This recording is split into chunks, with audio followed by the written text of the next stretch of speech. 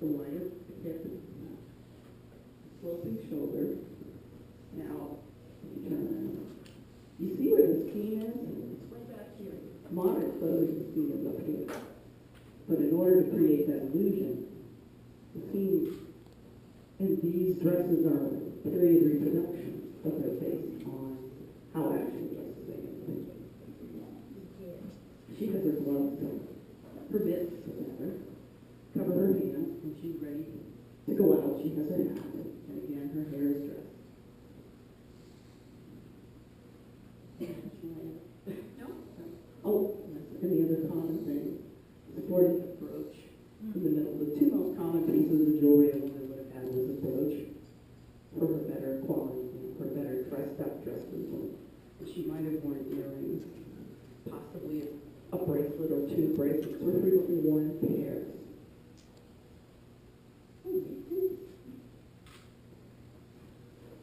And by all means, if anyone has any questions, throw your hand up. We could talk about this all night. Yes, we could talk way longer than you want to hear. Exactly. Now, Kathy's outfit, she's wearing stripes. And when we were dressing, I was like absolutely admiring the fact that when she matched all those stripes perfectly. I used the stripes again to the advantage of the optical illusion. By putting the stripes on a slant for the bodice, it again creates that illusion of wider shoulders, narrower waist. And goodness knows I need all the help I can get to get a narrower waist. So I took advantage of that with the stripes. And I also just felt like I had to play and use the stripes to create a sharper look in the dress. I didn't want to do a lot of trim on it because the dress fabric itself was fairly busy. And but I did want to do something to make it a little bit different.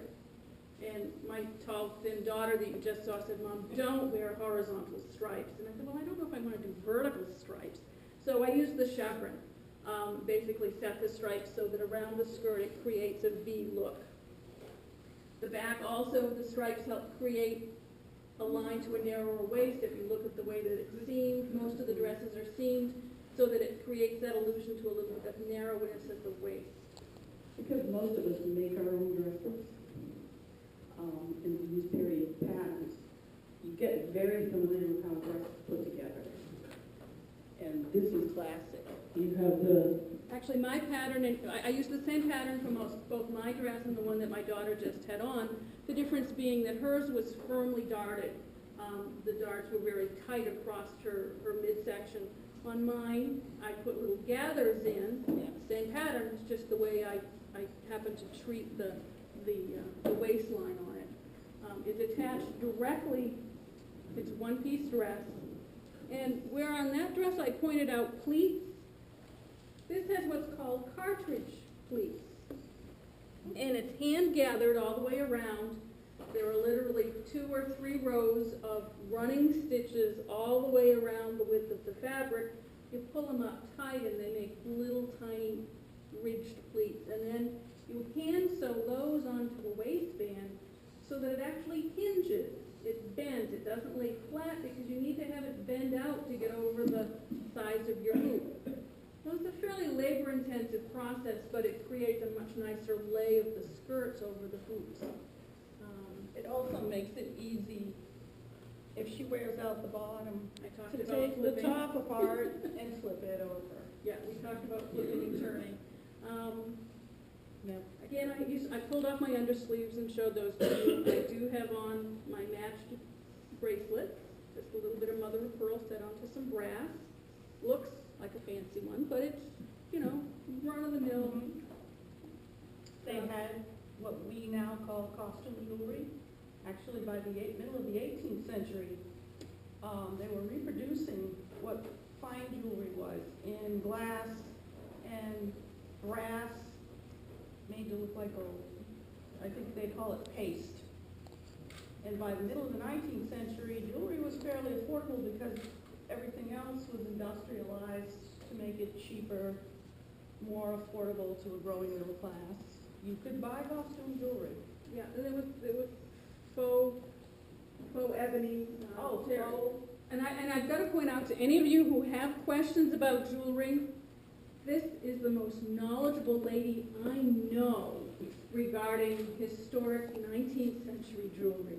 She has an incredible collection and an incredible amount of knowledge. So if you do have questions about jewelry, Rachel is the lady to go to. And we're both sporting collar brooches. Right. Mine is again a glass piece. Do you have a hair piece? Yes, I do. She has a piece of hair jewelry. How many of you are familiar with hair jewelry? Okay, I'll let Rachel give you a little more information about that. But at some point, but the other thing is her, you know, you could wear it either way depending on your preference and your style of dress. But the classic oval brooch, kind of the oval face, drop shoulders, the wide skirt. And she is sporting patriotic. I have my cockade on. She has her cockade. This would be my patriotic support, just like yellow ribbons, which are sported in many households and on folks today as a support for our troops. This would be very much a patriotic support, evidence of patriotic support for our soldiers who are fighting. In fact, this one even has a state of Maine brass button in the middle of it. I found it, which would have been on some of the uniforms of our Maine soldiers. And I will get out of the way and let Rachel continue.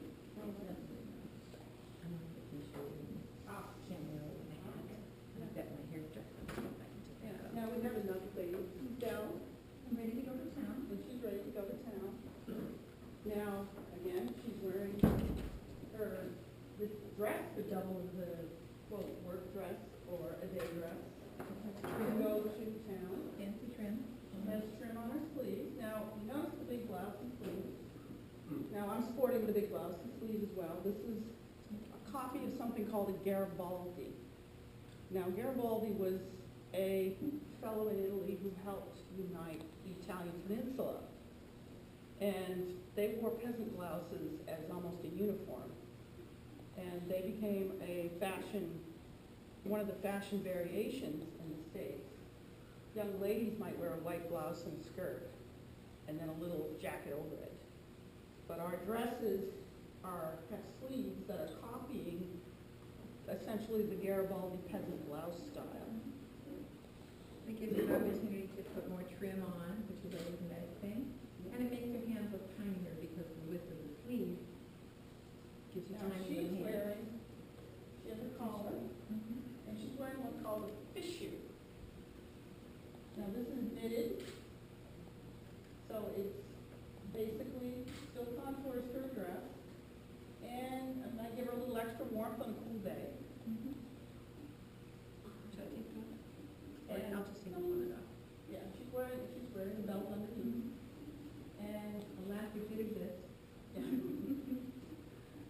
And she's sporting a bonnet, Decorated with feathers. yeah. Ostrich would have been popular. Now remember, everything didn't necessarily have to match in the way things do today. Now, when I arrived at my destination, my friend's house, I am already properly dressed with my hair dressed underneath my hat. Right. And I'm wearing my very best cameo brooch. Cameos were very popular. Yes. It looks like a fall, to me, fall, autumn, fall. Oh, very nice. Well, you would wear your best dress any time of the year. You wouldn't have very many best dresses. If I had a sheer dress for summer, I would certainly wear that. But I might not have enough money to afford the sheer wools that were very expensive. Or Probably silk. the average person might have had, I always joke, as reenactors, we probably had more clothes than they ever did. But the average woman could have afforded 2 or 3 dresses. She might have had a silk dress per day, or going to church on Sunday, well, we wore your best dress. And it might have been the dress she was married in.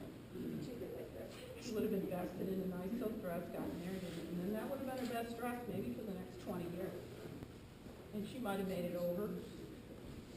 The style and styles changed. Now we as making our own copies of dresses, you know, we tend to use rayon and acetate and polyester to imitate silk because silk is still a luxury item. although one of our members did make a real silk dress, and boy, we went, ooh. She actually used upholstery better. When did the big bustle come in? Okay, and, you know, Is you your dog remember okay? S Troop? Yeah. And notice that the war wasn't, well, towards the end of the Civil War, 1865, the hoop started moving back. By 1867, it was sweeping behind. And by the 1870s, the hoop had disappeared and they sort of gathered it up back here into the bus. So by 1870, we were into the bus. In fact, that leads me to another topic. One of the quintessential fashion items of the 19th century was the paisley shawl. And these are actually real period paisley shawls. You see, I'm a fetish. And they came in various shapes. Usually the center was red or black. And then they were woven mostly in Europe. They had originated in the 1790s in the Kashmir region of India. When the British Empire moved into India, British officers were sending these home to their wives, and they were very expensive because they were very labor intensive to weave by hand. And the textile mills in Europe figured out how to copy them. And so in Lyon, France, and in parts of England, and a little town in Scotland named Paisley, they got very good. And by the 1820s, there was a device called the jacquard loom, which was an automatic loom, and they could, by the 1860s, weave one of these in up to 15 colors. And of course, when they mechanized it, it brought the price down, and it made it affordable for the average. But what finally killed the paisley shawl fashion-wise, because it was in fashion from about 1790 through about 1870, was indeed the buff. Because these were typically worn draped across the back, and they were often worn corner to corner. And the paisley, I mean, you just had to have, I don't think this was square. Some of them were square. But anyway, you had to have a paisley shawl. But if I had a buckle on, it would cover it up. So all of a sudden, fashion changed, and all these manufacturers in Europe, they were being made in the United States, but not as widely because we didn't have the technology. So mostly they were imported. But all of a sudden, paisley shawl manufacturers out of work. And in the future generations, these got draped across pianos and such, or packed away in trunks, which is why so many of them survive today.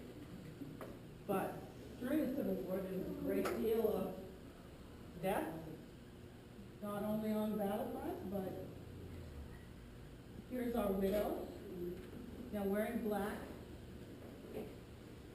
as a public statement was a common practice, and it was further enhanced by, in 1862 in Britain, Prince Albert died, and Queen Victoria, who was a fashion trendsetter, went into mourning and stayed in black for the rest of her life.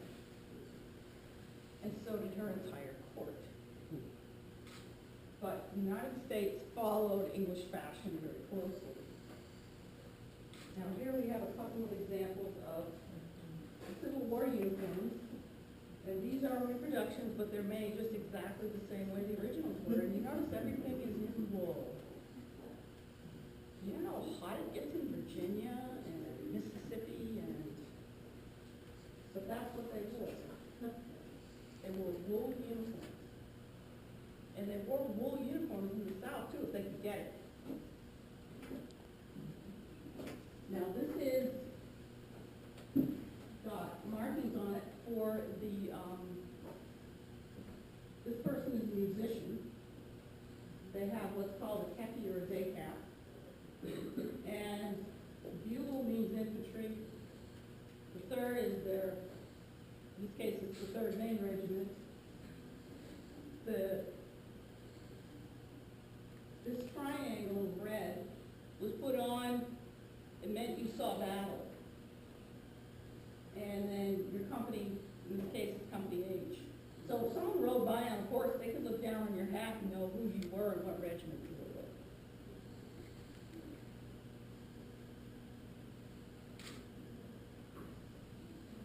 And they're carrying their haversack, had their hardtack and the mug, black or wool as well. Now, a lot of these women that were buying these sewing machines were at home in cottage industries sewing uniforms for the Union Army. It was piecework, and you did it at home. And that would help you pay for your sewing machine.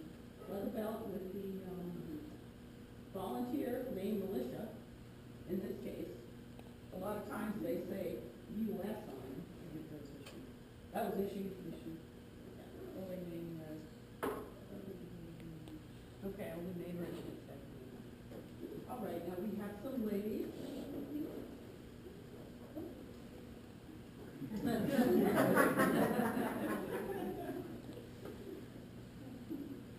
Here's one of the leather cloaks that I mentioned, that our lovely lady attending the ball was wearing. Quite heavy, fully lined.